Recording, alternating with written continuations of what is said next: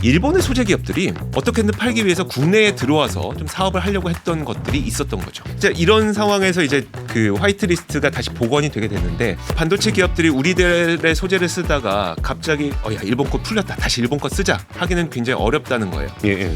똑같은 거라 그러더라도 일본 거 쓰던 걸 한 걸로 바꾸면 네네. 그러려면 장비 검사, 시험 검사 너무 많이 해야 된다. 라인 세워야 된다. 그렇죠. 그래서 안 돼. 네. 이랬었던 건데 네. 반대로 일본이 다시 넣어주세요 하면 야 안 돼. 공정 다 멈추고 다시 해야 돼. 검증해야 돼. 뭐 네네. 이런 상황이라는 거네요. 그렇죠.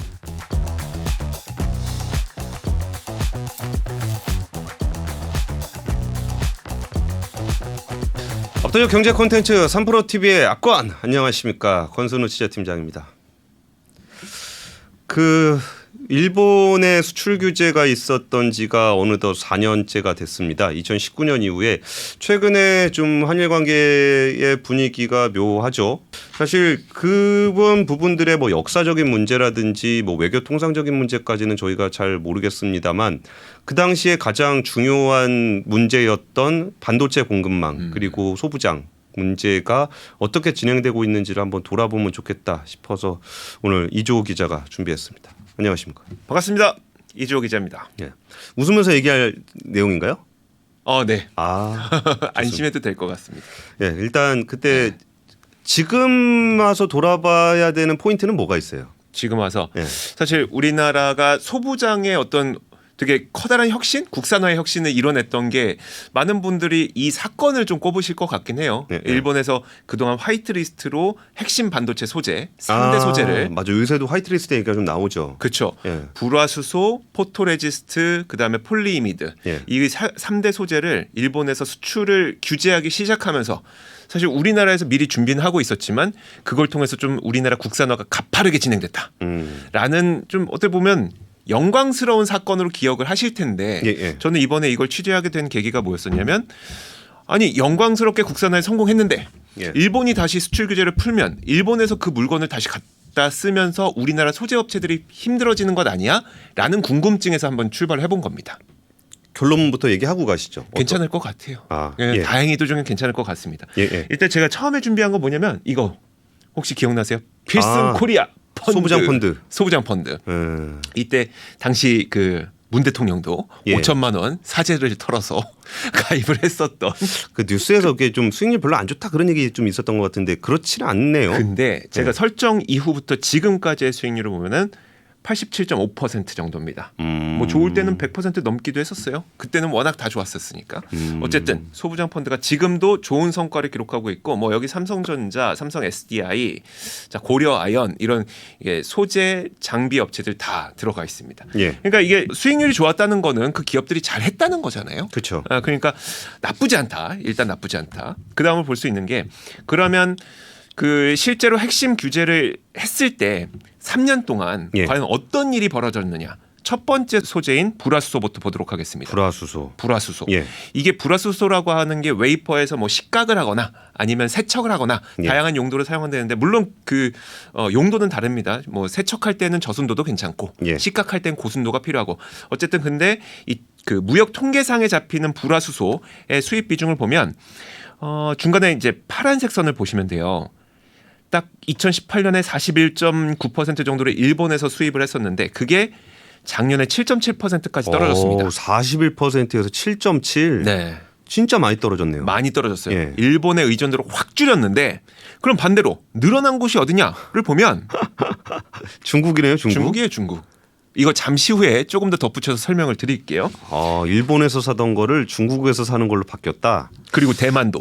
밑에 회색도 대만이에요. 8%니까. 저거 한 2배 올라온 거네요. 네네. 같이 붙어 있어갖고 얼마 안 되는 줄 알았어요. 대만도 적지 않습니다. 대만과 중국이 불화수소를 규제 덕분에 본인들이 조금 이렇게 많이 수출을 하게 됐고 다음으로 볼 수 있는 거는 바로 이겁니다.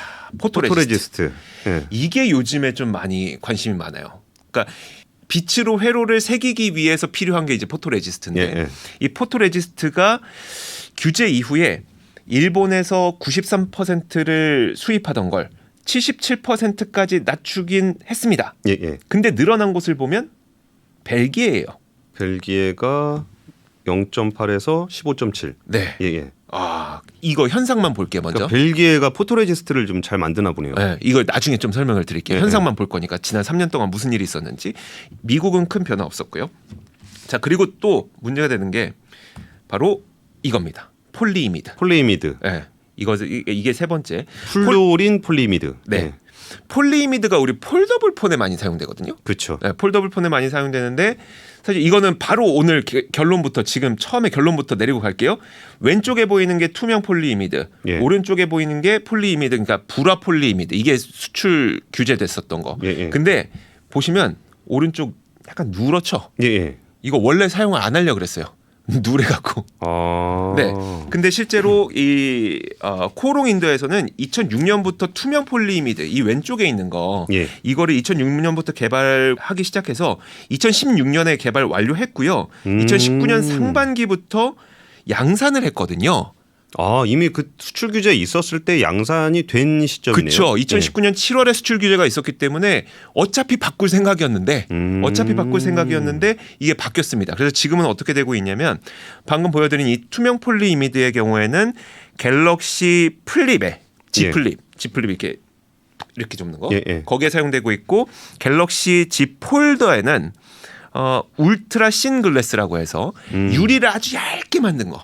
그걸로 또 바뀌었습니다. 접을 수 있을 정도로 접을 수 있을 정도로 얇은 거. 거기에 왜 또 필름 하나 깔긴 하지만 어쨌든 그래서 폴리이미드의 경우에는 규제를 했지만 큰 영향은 없었던 게 이미 증명된 걸로 보시면 됩니다. 그러니까 저거 없으면은 폴리이미드 없으면은 폴더블 폰 못 만들 거다. 네. 뭐 삼성의 미래는 끝났다 막 그랬었는데 저 누런 색깔이라 색깔이 별로 마음에 안 들었고 일단 원래 마음에 안 들었고. 나 너한테 안 팔아.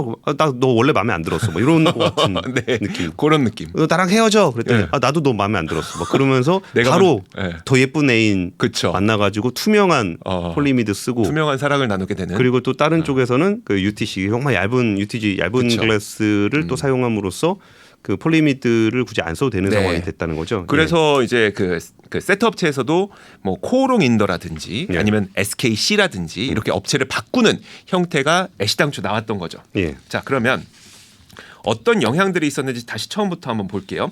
자, 불화수소부터 보도록 하겠습니다. 지금 일본에서 지금 보시면 왼편에 대세계라고 보이잖아요. 예. 일본에서 불화수소를 세계에 얼마나 수출했는지를 보는 건데 35억 엔으로 줄었으니까 한 48억 엔 정도가 수출이 준 거거든요. 일본이 전 세계로 수출하는 물량이 거의 반토막 났네요. 네, 반토막 났는데 네. 그 48억 엔을 좀 잘 기억해 보세요. 예. 한국으로 수출하는 물량을 보면 74억 엔에서 17억 엔으로 한 57억 엔만큼 줄었어요. 우리나라가 절대적인 영향력을 미친 거예요. 한국 빠진 것만큼 빠졌네요. 한국 빠진 것만큼 딱 빠진 거예요. 덜 빠지긴 했지만 네. 한국 빠진 만큼 이들은 타격을 입을 수밖에 없었어요. 그러니까 한국 거 빠진 거 어떻게든 메우려고 돌아다녀서 조금 메웠네요. 네, 안 된 거죠. 그래서 사실 이게 좀 심하게 표현하시는 분은 결국 그 수출 규제가 자해를 한 것이다 뭐라는 이야기를 하는 게 예. 이런 측면에서 좀 나타나게 되는 것 같습니다. 이거를 그럼 누가 바꿨냐? 일단 그 국내 업체로 보면은 뭐 솔브레인이라든지 솔브레인은 액체 불화수소를 만들고 있고요. 자, 그리고 SK 머티리얼즈의 경우에는 기체 불화수소를 담당하고 있기 때문에 액체가 됐건 기체가 됐건 불화수소를 국산화에 성공한 기업들이 솔브레인, SK 머티리얼즈 이런 기업들이 국산화에 성공을 했습니다. 자, 그런데 앞서 이제 그 중국 기업 있잖아요. 중국에서의 불화수소 수입이 많이 늘어났다고 했잖아요. 국내에 있는 기업이 중국 공장에 있는 경우가 늘어난 것도 꽤 많다고요. 예를 들어서 솔브레인 중공장에서 만든 불화수소를 한국으로 그렇죠. 들여오는. 그래서 좀 늘어났다고 보면 된다고 하더라고요. 이게 정확한 수치는 계산이 안 돼요. 그건 공개를 못 해주는데. 그치. 그 기업별, 그러니까 국가별, 기업별로 통계가 안 잡혀 있고 국가별로만 잡혀 있으니까. 그러니까 아예 중국으로 다 간 건 아니네요. 네네, 그렇죠. 그래서 중국에 뺏겼다고 보기보다는 일단 첫 번째 불화수소 사용량이 늘어날 수밖에 없죠. 반도체 제조가 많이 늘어나니까. 첫 번째 그거에다가 두 번째로 국내 기업이 중국에 공장을 갖고 있는데 거기서 들어오니까 통과는 그렇게 잡히는 거죠. 그런 측면들이 복합적으로 작용을 해서 중국에서의 이 불화수소 수입이 좀 늘어났다고 보면 된다. 그러니까 중국 좋은 일만 시켰으니까 일본이 중국 좋은 일만 시켰구만. 이건 아니라는 거죠. 그렇죠. 그런 말씀입니다. 자, 그러면 이제 이게 풀리면 갑자기 다시 일본 걸로 갈 거냐 이걸 한번 봐야 되는데 사실 그 이런 측면도 있었어요. 일본의 소재 기업들이 예. 한국에 들어오고 싶어 했었어요. 음. 어차피 이게 수출 규제할 건 아니까 아 그럼 어떡하지? 우린 팔긴 팔아야 되는데 그래서 한국과의 합작사를 한국에 세우는 경우가 꽤 있었습니다. 대표적으로 SK그룹을 한번 살펴보면 이거 2016년인데 SK 트리켐은 일본 트리케미칼과 합작사를 2016년에 만든 거고 예, 예. SK 쇼와덴코는 2017년에 일본 쇼와덴코와의 합작사를 국내에 만든 겁니다. 슈와덴코는 저 파우치 만드는 그쵸. 회사네요. 네. 예. 이게 트리케미칼은 소재 그리고 밑에 보이는 SK 머티리얼즈 JNC 이거는 아마 디스플레이 소재일 거예요. 이것도 근데 2020년에 조인트 벤처로 국내에 설립을 해서 그러니까 일본 기업들도 어떻게든 팔기 위해서 국내에 들어와서 좀 사업을 하려고 했던 것들이 있었던 거죠.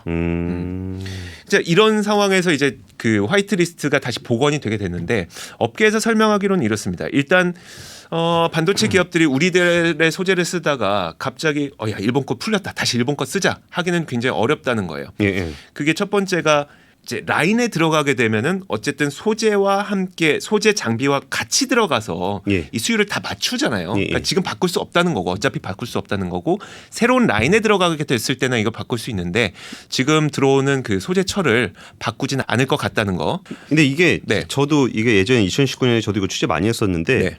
그 왜 일본 거를 그렇게 많이 씁니까? 라는 질문에 대한 답이 지금 이조 기자 얘기했던 그 얘기였었어요. 그러니까 이거를 우리도 되게 좋은 불화수소 있어요. 네네. 좀 써주세요. 그랬더니 똑같은 거라 그러더라도 일본 거 쓰던 걸 한 걸로 바꾸면 네네. 그러려면은 장비 검사 이렇게 시험 검사 너무 많이 해야 된다. 라인 세워야 된다. 그렇죠. 그래서 안 돼. 네. 이랬었던 건데 네. 그거를 어쨌든 일본이 저렇게 나오는 바람에 부득이하게 그걸 다 멈춰놓고서 그쵸. 새로운 불화수소 넣어가지고 거기에 또 맞춰서 세팅을 했으니 네네. 반대로 일본이 다시 넣어주세요 하면 야 안 돼. 공정 다 멈추고 야, 다시 엄청 해야 돼. 검증해야 돼. 뭐 네네. 이런 상황이라는 거네요. 그렇죠. 네. 그리고 그 일본 수출 규제 때문에 그 갑작스럽게 소재 공급 중단을 겪었던 이 국내 반도체 기업들은 당연히 멀티 벤더로 이제 가야 된다. 예, 예. 이제 너무 한쪽에서 많이 쏠리는 거든 이런 공급에 문제가 생길 수 있기 때문에 멀티 벤더로 가야 된다는 뼈저린 느낌을 갖고 있기 때문에 예. 결국은 지금 있는 걸 당장 바꾸지 않겠지만 차후에 생기는 라인들은 물론 뭐 일본 소재를 추가로 넣을 수는 있어요. 하지만 직접적인 경쟁은 아닐 거기 때문에 피해가 된다는 건 아닌 거죠. 그러니까 예. 나중에 성장을 할 때 일본하고 조금 더 경쟁할 가능성은 있겠지만 그 정도의 상황을 업계에서는 좀 얘기를 하고 있습니다. 예, 예. 자, 그다음에 제가 취재하다가 헛발질을 했던 게 뭐였었냐면 이게 중국으로의 불화수소 수입이 되게 많아졌다고 해서 예, 예. 2차 전지는 중국에서 소재 받으면 안 된다는데 반도체는 중국에서 소재 받아도 되나라는 생각이 들었던 거예요. 말 되는데요. 그러니까 배터리 소재를 중국에서 받아오면은 미국에서 보조금을 못 받으니까 네. 이거를 중국에서 소재를 받아서 반도체를 만들면은 미국에서 보조금을 못 받는다. 괜찮나? 안 궁금했는데 얘기 들어보니까 궁금해졌습니다. 이게 근데 2차 전지의 경우에는 이 중국에서 배터리와 관련된 뭐 재련이라든지 이런 기술력들이 많기 때문에 미국 내에 공급망을 형성하고 싶은 게 있다면 미국의 경우에는 중국의 반도체 기술을 굳이 들여오고 싶지는 않은 거예요. 그렇죠. 그렇죠. 네. 그러니까 미국의 입장에서는 지금 생각하고 있는 게 미국의 반도체가 고품질의 그러니까 되게 좋은 미국의 반도체 제품이 됐건 아니면 반도체 기술이 됐건 이게 중국으로 넘어가는 게 싫은 거지. 그렇죠. 중국에서 뭐 미국으로 이제 소재가 넘어오든 사실 그건 별로 상관이 없는 거예요. 그래서 반도체와 관련해서는 사실 이게 방향이 좀 다르더라고요. 배터리는 중국에서 미국으로 넘어오는 공급망 고리를 끊고 싶어 하는 거. 그렇죠. 그리고 칩스법 반도체의 경우에는 미국에서 중국으로 넘어가는 제품과 기술의 공급망 고리를 끊고 싶어 하는 것. 그래서 사실 뭐 불화수소를 중국에 있는 한국 기업들 거 갖다 써도 별로 문제는 없다.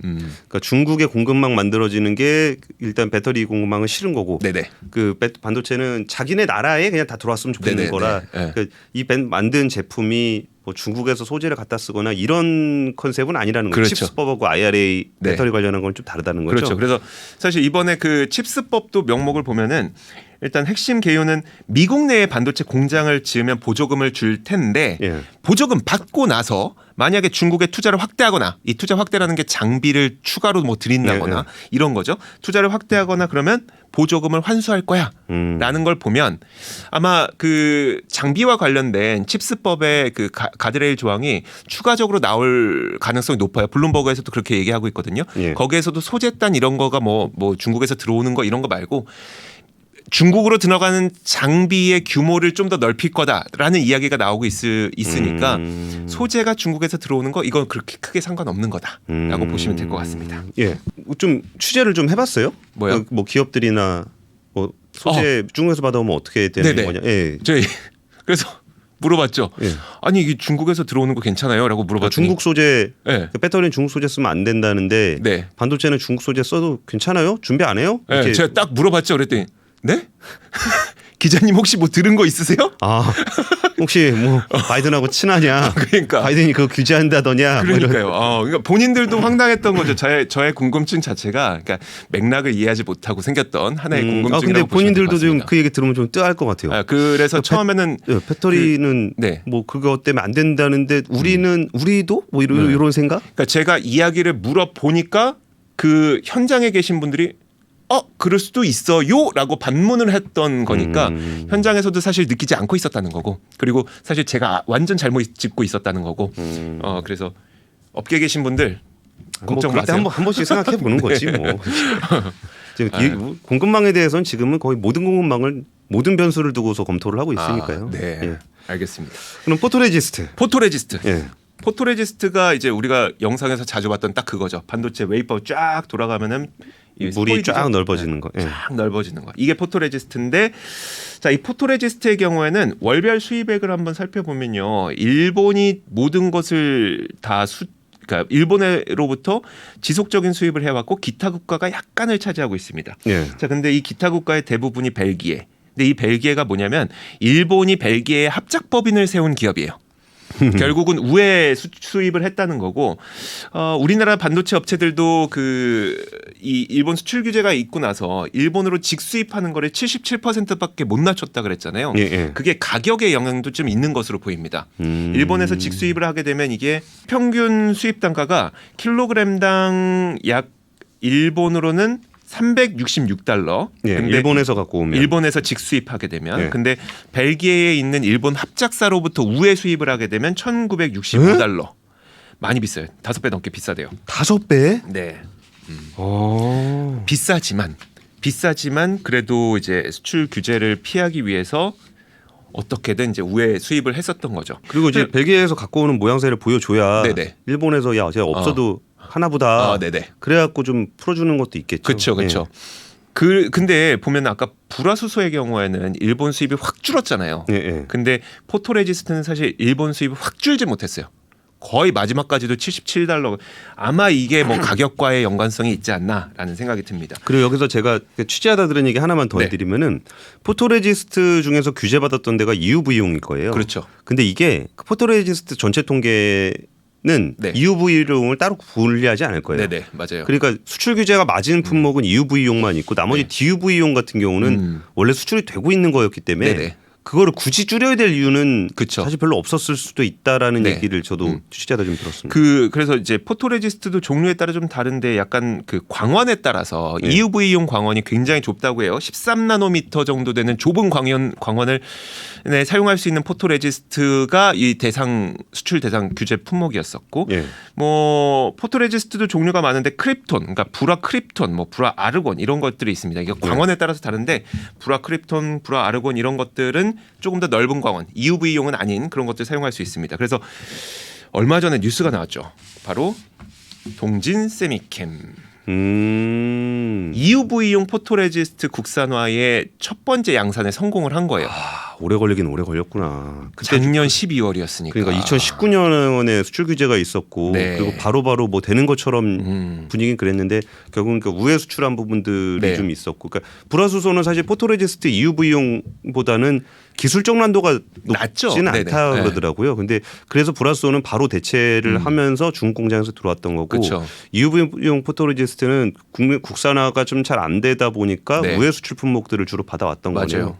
그러면 이제 앞으로는 조금 더 그렇죠. 네, 줄어들 수 있겠네요. 지금 근데 이 뉴스가 좀 잘 살펴보셔야 되는데 반도체 양산 라인 한 개 공정에 이제 적용이 된 거예요. 예. 이번에 이제 새로 우리 앞서 얘기했던 것처럼 소재와 장비와 라인이 함께 만들어지는 과정이잖아요. 예, 그러다 예. 보니까 이거 포토레지스트 바꾸려고 해도 바꿀 수가 없으니까 예. 새롭게 신설하는 한 개 라인에 처음 들어갔었고 이제 앞으로 추가로 동진 세미캠의 포토레지스트가 사용될지 여부가 우리의 최대 관심사로 좀 보면 될 것 같습니다. 예. 그래서 이제 그 업계에서도 하는 얘기는 그러면 과연 일본의 포토레지스트 수출 규제가 다시 풀리게 됐을 때 이게 영향을 받게 되느냐라고 물어봤더니 사실 이제 우회 수입을 쭉 해왔었기 때문에 굳이 추가로 바꿀 거 없다. 어차피 일본에서 직수입하는 거, 그 다음에 우회 수입하는 거로 쭉 써왔기 때문에 수출 규제 풀린다? 다시 뭐 바꿀 게 없는 거예요 지금. 그러니까 이미 써왔기 때문에. 포토레지스트 같은 경우는 어차피 그 회사 외국 법인에서 갖고 온 거니까 네네. 같은 품목이었겠네요. 같은 품목이죠. 그러니까 네. 라인에 상관없이. 네, 그렇죠. 예, 예. 그래서 바꿀 게 없기 때문에 피해를 볼 건 없고, 그럼 우리가 지금 집중해야 되는 거는 한 개 라인에 들어갔으니 다음 라인이 또 서게 될 때 그 라인에 들어갈 수 있는지 이 여부를 좀 더 봐야 되는 게 좀 더 국산 비중을 확대할 수 있는지. 그렇죠. 예, 예. 그 부분을 봐야 되는 게 중요하다라고 얘기를 합니다. 예. 자, 그래서 이제 이 화이트리스트가 복원되게 됐을 때 결국은 나쁜 것보다는 아마 좋은 게 좀 더 많을 거라는 게 한국무역협회 분석이기도 한데, 예를 들어서 뭐 이제 소재 수입 시간과 비용이 감소한다. 예컨대 이제 포토레지스트도 벨기에에서 들어오려고 하면 일단 뭐 비용도 컸었고 그다음에 멀기도 멀었었고 그랬잖아요. 뿐만 아니라 일본에서 수출 규제를 한다고 해도 수출이 안 되는 건 아니고 수출을 하게 해 주십시오라고 이제 신청서를 내면 검사를 해서 이제 승인 그렇죠. 내주는 과정이었었잖아요. 그게 예, 한 예. 90일 정도 걸렸었는데 그런 것들이 사라지기 때문에 수입 시간과 비용이 좀 줄어들게 되는 거고, 사실 요즘에는 칩4 동맹으로 우리가 반도체 공급망을 좀 강화해야 되는 상황인데 예. 이런 가운데서 공급망을 강화할 수 있는 길이 열린 것이기 때문에 이것도 긍정적으로 보인다라는 이야기를 하고 있습니다. 저는 사실 뭐 이게 우리가 경제 다루는 사람들이니까 네. 별로 이런 얘기를 하고 싶지는 않은데 네. 이게 좀 아쉬워요. 그러니까 우리가 뭔가 중국에다가 일본에다 우호적인 이렇게 스탠스를 취할 때 좀 일본에서도 같이 네. 좀 자기네들도 좀 내놓고 내놔서 네. 서로 좀 모양 살게. 그러니까 원래 싸우면은 이게 있잖아요. 와이프한테 내 미안해. 네네. 그럼 그쪽에서도 그럼 나도 미안해. 이렇게 바로 나와주면 좋은데 네. 뭐 잘못했는데? 뭐가 미안한데? 다 미안해. 자기 맨날 그런 식이야. 뭐 이러면 이게 좀 아쉽다는 네네. 네. 거지. 그러니까 화이트리스트 같은 것도 우리가 좀 잘 지내봅시다. 그러면 뭐 어차피 저 화이트리스트 효과 복원되면은 사실 우리만 좋은 게 아니라 일본 물건 파는 건 본인들이잖아요. 네네. 그러면 자기들도 좀 좋으니까 우리 뭐 그동안 그렇게 싸웠는데 화이트리스트 푸는 거 바로 검토하겠습니다. 이렇게 네네. 바로 이렇게 해주면 그렇죠. 서로 좀 좋지 않았을까. 네. 그런 좀 아쉬움이 좀 있네요. 그런 아쉬움이 있죠. 근데 또 이런 것도, 그러니까 만약에 반도체 공급망이 강화가 되게 되면은 사실 국가 간의 교류도 좀 늘어날 가능성은 있어요. 그렇죠. 반도체뿐만 아니라 다른 측면에서도 뭐 K-팝도 좋을 것이고, 뭐 화장품도 좋을 것이고, 콘텐츠도 좋을 것이고, 만약에 이제 하나의 산업이 조금 이제 활성화가 된다면 다른 분야에서의 어떤 그 교류도 강화될 수 있는 측면이 있기 때문에 경제 협력도 좀 강화될 수 있지 않을까라는 기대를. 그리고 이거 제가 그냥 네. 우리나라니까 하는 얘기인데 네네. 네. 그 지금 반도체 소재 장비에서 가장 큰 이슈는 중국이에요. 그렇죠. 중국으로 못 들어가는 게 지금 문제라고. 네네. 그러면 중국의 그 어마어마한 반도체 장비와 소재 시장이 있는데 그거를 뭐 지금 뭐 미국이 몇 가지 품목을 정해놨으니까 걔네만 못 들어간다라고 하지만 그 상당히 못 들어가거든요. 네네. 반도체 장비 같은 경우에 램리서치라든지 뭐 그 머트리얼지 네네. 이런 데들은 거의 전체 매출의 한 30%가 못 나간다는 거예요. 그 ASML도 그렇고. 네네. 그러면은 일본의 소재 회사라고 뭐 용빼는 재주 있겠습니까? 없겠죠. 일본의 네. 장비 회사라고 뭐 있어요? 네네. 그러면 중국에서 빵꾸난 거 어디다 메울 건데? 그나마 반도체 장비 돌아가고 있는 데는 대만이랑 네네. 한국이잖아요. 한국이죠. 네. 그리고 이제 미국에도 좀 생길 건데 그거 다지려면 아직 몇 년 남았잖아요. 네네. 그러면 어차피 일본이 우리한테 팔아야 돼요. 그러네. 내가 이게 치사하게 이런 얘기는 안 하려고 그랬는데 그러니까 니네 지금 남은데 우리밖에 없잖아. 그러니까 어. 다 일본을 위해서 하는 얘기입니다. 그렇죠. 네. 그렇죠. 자, 이제 그 약간 아쉬움을 표하시는 분들은 이런 말씀을 좀 하긴 하더라고요. 그동안 그렇게 강력하게 소부장 경쟁력 강화 위원회를 국가 차원에서 대통령 직속으로 밀어놓고 왜 이제 총리실 직속으로 좀 내렸냐라는 얘기도 하고 계시기도 하는데 일단 그 조만간 이제 언제쯤일까요? 이달 말쯤에 산업부가 소부장 경쟁력 강화 위원회를 다시 한번 개최할 계획이라고 합니다. 그래서 사실 좀 모르겠어요. 이게 이 부분은 전 잘 모르겠어요. 관심도가 떨어진 건지 아니면 어느 정도 국산화에 성공해서 체력이 좋아졌기 때문에 이렇게 된 건지 모르겠습니다만 이제 좀 앞으로도 이 소재와 이런 것들이 우리가 잘 했잖아요. 지금 되게 잘했잖아요. 펀드도 엄청 수익률도 좋잖아요. 이런 것들이 좀 잘 됐으면 좋겠습니다. 네. 네.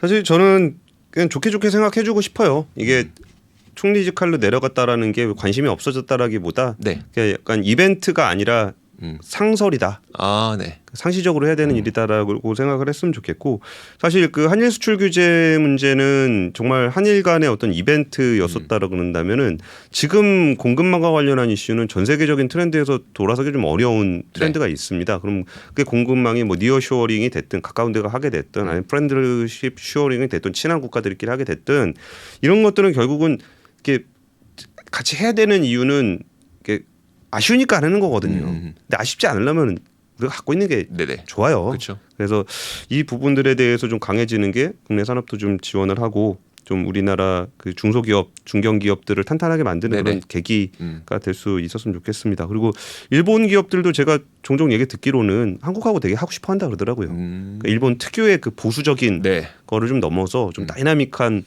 앞에서 우리가 반도체 메모리 빵빵 팔아주고 그렇죠. 네. 그 소재 장비 좀 써주고 뭐 이렇게 돼야 서로 좋은 거 아니겠습니까? 그렇죠. 예, 보주색은 일본 이슈도 있고 화이트리스트 얘기도 좀 있었는데 그동안 소부장 어떻게 됐나 이조 기자 통해서 얘기 들어봤습니다. 오늘 악권 준비한 얘기는 여기까지고요. 지금까지 권순우 이주호였습니다. 감사합니다. 어디서도 볼 수 없는 조합으로 진행되는 4주간의 AI 특강 시리즈 지혜의 밤에서 만나보세요.